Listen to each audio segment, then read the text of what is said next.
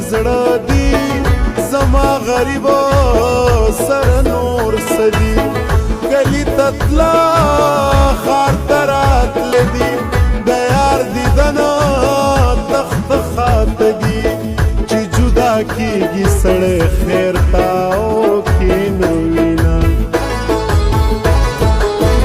کما او تا چری جدا شو خبر د خلقو او د خندا شو الله دې نکي چې رسوا شو راځه چې دواړه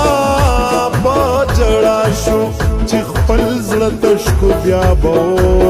خاندو مینا ژوند د یادونو جهنم شو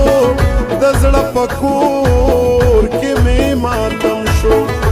دغه خبره